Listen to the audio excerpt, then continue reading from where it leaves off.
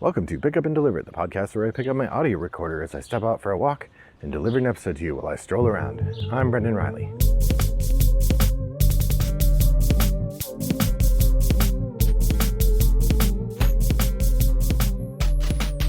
Well, good morning, listeners. It's a lovely day here in suburban Chicago, and I'm continuing my episode from last time in which I review my Shelf of Opportunity. So let's just jump right into it. Bora Bora. This is another Stefan Feld game. Well, I just realized that's 3 Stefan Feld games in my collection all at the same time, and they all look pretty good.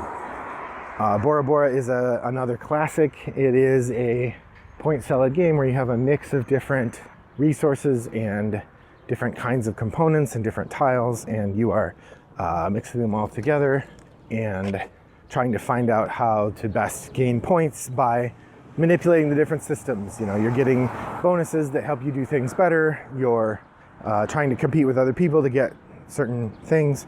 I did learn to play it one time and then I didn't actually get it played, so now it's lost to time. I'll have to go back and learn it again. But looks really interesting. I know they did republish it with a new theme. I don't know what that theme is or which game that is that tracks to it. It either came out already or it's coming out soon. But I have the old one, Bora Bora. Next up, number 38, Roam and Roll. This is a very complicated roll and write, what Ben Pinchback and Matt Riddle and Adam, I'm sorry, I forget your last name, Adam, over at Motor City Gameworks would call a loaded roll and write. In this game, you are building Rome and you're checking off lots of boxes while you do so. I believe this is a David Turczi game, if I'm not entirely mistaken. I could be wrong, and I'm not going to click through for it right now. You can find that information on rattleboxgames.com on this page show notes, but the game itself is really beefy, and it looks similar to or related to Hadrian's Wall. So having played Hadrian's Wall recently, it would be fun to play Roam and Roll and see how do these games overlap. What do I think of the comparison between the two? Next up, number 37, Alien: Fate of the Nostromo. This is a game I would really like to play. I just haven't had the opportunity yet. It's a co-op, which I love co-ops, but it's not going to get played at my house. Again, sci-fi and also horror. I'm the only one in the house who likes both of those genres. So it's probably going to be a game night thing. I just haven't bothered like really pushing for it. I think if I did, I probably could get it played, but it looks pretty neat. Alien: Fate of the Nostromo. Designed by, I'm having trouble remembering their name now. But I really like the way that they refer to miniatures in board games as dolls. I think that's a fun reminder of the toy nature of our hobby. Number 36, Sid Meier's Civilization, the board game. This is the first edition. I know they've done Civilization: A New Dawn, which is a kind of retread of the board game. I have the original and I'd love to try it sometime. I just haven't gotten it out. It looks pretty neat. It's a big beefy Civilization game. It's just a matter of having somebody else be like, yeah, let's try that, and spending a little while figuring out how it works. Next up, we have Struggle of Empires. This one was given to me as a birthday gift 2 years ago, I think. It's a really great, cool looking game. It's very well reviewed. Of course, you are colonial powers, which, that is a drag. But that aside, really neat idea, beautiful production. It's one of the Eagle Griffin deluxe games. It's a Martin Wallace game. And I'd love to play it sometime. All the reviews say it's best with a large player count. So it's probably going to be an event game I'll have to set up, see if people want to give it a try. But I'd really like to try Struggle of Empires. Number 34, Penny Arcade, the game, Rumble in Relia. Now this is themed around the popular webcomic Penny Arcade, or used to be popular. I don't know if they are anymore. They're probably best known in current culture as the founders of PAX, which is Penny Arcade Expo. Penny Arcade, the game. It is a deck building game, and I'm not sure what you're doing in the Cthulhu land, the H.P. Lovecraft land of Relia, but that's what it says on the cover. Number 33, Clank Legacy Acquisitions Incorporated. I don't have a lot to say about this because I haven't played it, but we have it, and it is the campaign game that we're planning to start once my daughter leaves for college with my son and my wife. It's supposed to be pretty fun. Looking forward to trying it. That's Clank Legacy Acquisitions Incorporated. Number 32, Orleans Stories. This is a campaign game. I don't think it's a legacy game that did not gain a lot of traction when it came out, but looks really neat to me. I have no idea how I'm going to get this one played because my normal game group that plays legacy games with me is not interested in this. But perhaps if I set up a regular evening once a month at Toggle or something, I could get it played that way. Orleans Stories. Number 31 is Witness. Witness is a game that I only know about because of a Shut Up and Sit Down review that made it sound amazing. It is a game you play with 4 people, always 4. You sit in a circle, you each get a little book, and it's a murder mystery game. So you turn to a certain page and you look at what's on the page, and then you lean to the person on your left or on your right, I don't remember which, and you whisper to them things about what you saw. And then the person on your other side leans over to you and whispers to you about things they saw. You whisper to each other a couple times, passing the information around the table, and then as a group you try to solve the murder, or you all have to write down the answer to the murder and see if you all solved it correctly. Looks really neat and really weird. I'm looking forward to trying it at some point. That's Witness. Number 30, Fallen Angel. Fallen Angel is a game I picked up from a friend who was selling it used. I got it at a good price. It had a cool looking cover and the description sounded neat. Honestly, I don't remember much about it anymore, but it looks cool and I want to try it before I move it on. I can't imagine, I mean, it's possible I'll play it and I'll be like, this is amazing, I got to keep it, but I suspect it will move on once I play it. That said, Board Game Geek rating 7.1, so it's not marked as bad. Pandoria Merchants, number 29. This is a roll and write game that I got strictly on the fact that Rado talked about it being really great and really underappreciated. Now, you could say, Brendan, you fell for Rado saying a game was really great and underappreciated. That's a classic mistake. It might be. It looks really neat. The sort of graphic presentation of the game is not really attractive, but I'm looking forward to trying it anyway. It looks pretty neat, and it comes in a really nice size box for a roll and write. So there's that. Number 28, The Office, the downsizing game. I got this as a novelty game. It is a party game themed around the office. You're trying not to get fired. I don't really know much more than that, but it looks like a social game of some sort. It's not a social deduction game as far as I can tell, but it is also not a standard roll and move or anything dumb like that. So looks pretty neat. Looking forward to trying it. That is The Office downsizing game. Number 27, another game in my novelty category. This is Mystery Date. Mystery Date is a classic game about cishet girls looking for a boy to go on a date with. Yeah, I think that's the entire thing. I have a sort of classic reprint version, so it looks like the old game, and it'd be fun to try at some point. That's Mystery Date. Number 26, Adventure Games, The Dungeon. I like the Adventure Games series. This is from Phil Walker Harding, and I think Brett Gilbert. It was published by Cosmos, and it is sort of in the neighborhood of an exit type game, but it's more story focused. I've liked the other one that I played. There was one about a volcano that we played, and I feel like one more that we played that was pretty fun. Monochrome Inc. maybe, but it was neat, and I look forward to trying it. That's Adventure Games, The Dungeon. All right, number 25 is Kemet. Kemet is another game that I got because I was getting another game. That I had a game I wanted to get from somebody. They were selling used games, and then I noticed they were selling Kemet for 10 or 15 bucks. I was like, yeah, I've heard that game's great. I'll give it a try. I purchased it. Of course, now Kemet Blood and Sand has been released, so there's like a new edition of Kemet. But new editions of games don't make old fun games not fun anymore. So I am keen to try this at some point. I just haven't gotten it out. Again, it's not in my usual wheelhouse in terms of what kinds of games I like to play, and so I haven't had a chance to bust it out. But Kemet, I'd like to try it at some point. Number 24, Spirits of the Rice Paddy. Again, I got this one sort of, yeah, I'm buying that, I'll buy this too.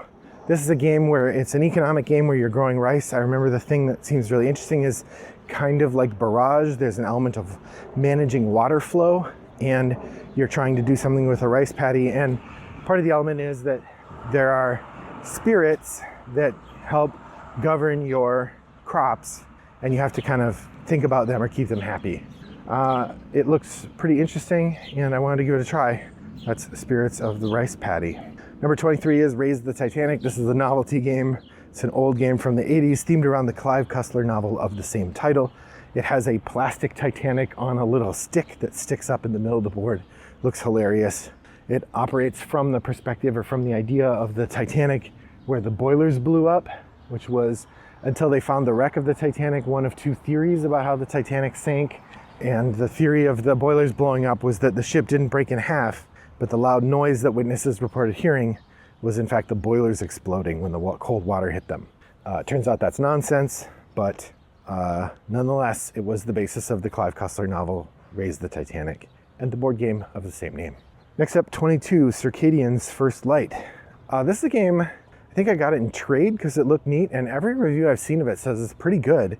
It is about humans and Circadians and like 2 other alien species meeting and conducting trade talks in some central neutral ground.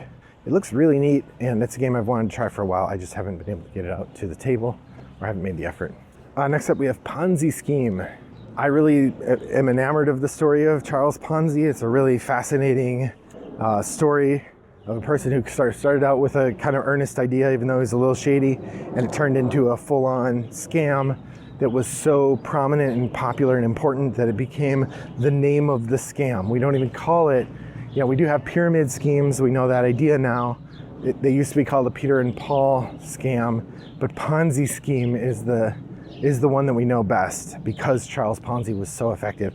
Of course, Ponzi scheme is the idea of building your own economic empire that's designed around being a Ponzi scheme and seeing if you can get out and win before your scheme collapses. Number 20, Aeroplanes Aviation Ascendant.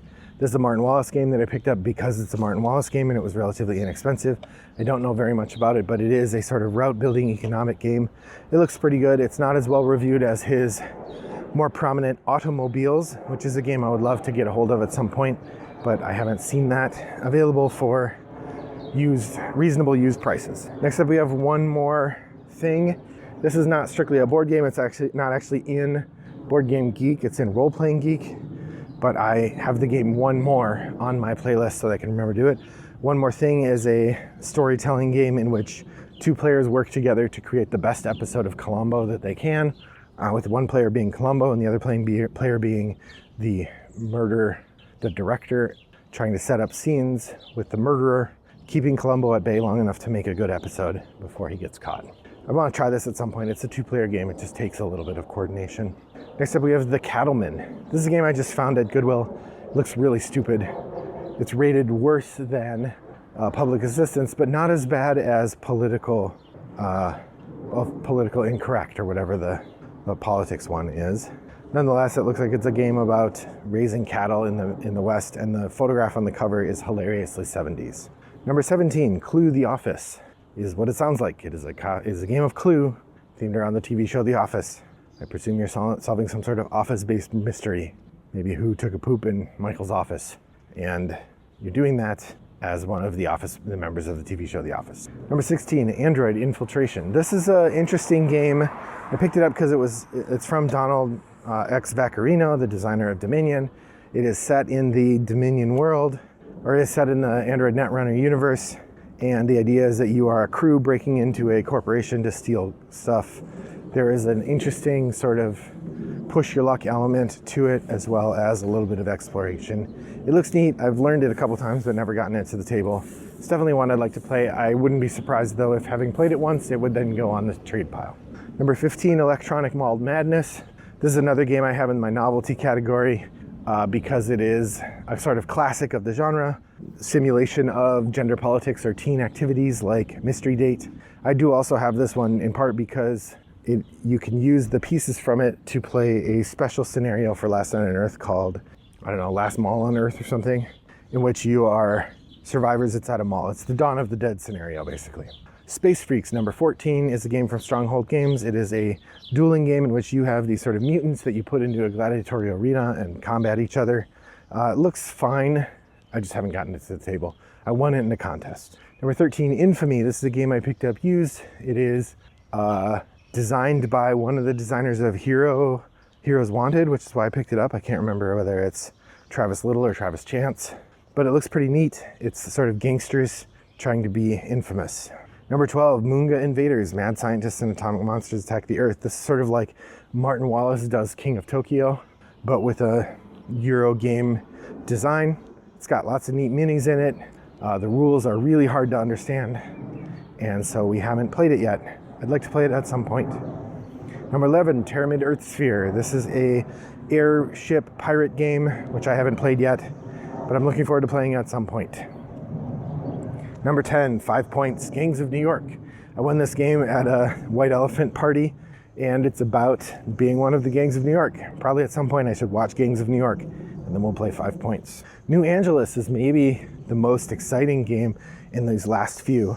It is a large-scale game where you're trying to interfere with each other. It's economic and political with a bit of area control in it. The thing that's really neat about it is each person gets a secret competitor, and you win the game. You can have multiple winners of the game. You win if you finish the game ahead of the person who's your secret competitor. So you don't care about everybody, you just care about one of the opponents. I really like that. Number 8, Liberté. This is a Martin Wallace game, sort of in the line of these PAX games. You aren't actually part of one of the 3 factions of people in the French Revolution. Instead, you are trying to get around them so that you can help win the most influence. You don't really care who wins the revolution. Number 7, Titanic, the board game. This is a old school roll and move game that looks really dumb. I have it strictly for the novelty purpose. I'd like to play it at some point just to have played it, but it doesn't look good. Number 6, Panic Station. This is one of the games that for the Secret Cabal is sort of infamously bad. I don't think it looks bad. It is sort of modeled around the idea of The Thing. You play people investigating a space station where some sort of virus has broken out, and if you're ever alone in a room with somebody, you might get infected by them. And if you get infected by them, then you are infected. And the goal is to not get infected. Or if you're infected, to try to infect everybody. I think it doesn't look as bad as everybody seems to think it is, but I haven't gotten back to it. It's a 6.0, so it's not nearly as bad as they make it out to be. Number 5, Moa. This is a Martin Wallace game in which you are playing New Zealand birds, trying to fend off the invasion of outside species while also winning control of the island from the other species of birds. You use some of the similar dynamics as The Arrival to manage like incomers, disrupting the experience.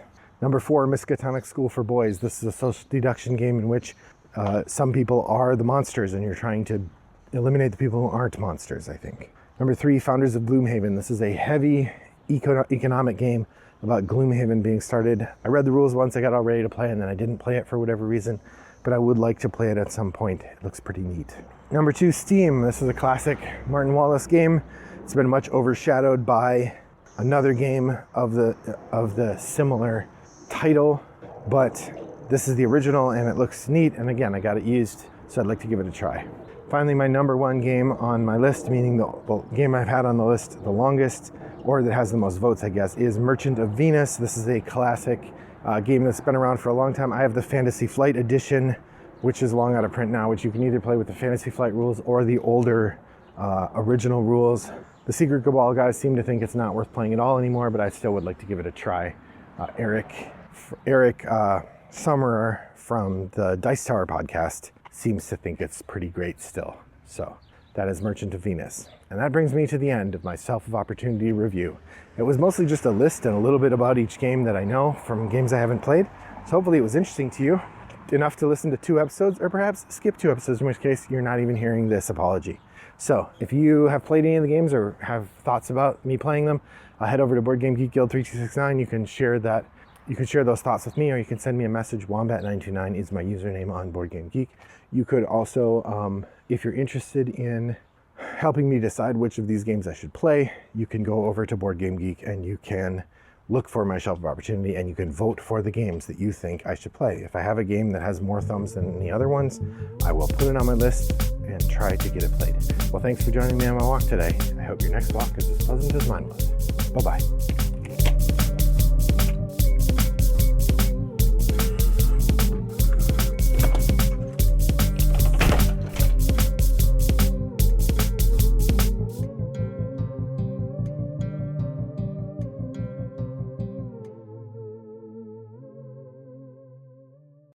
Brought to you by Rattlebox Games.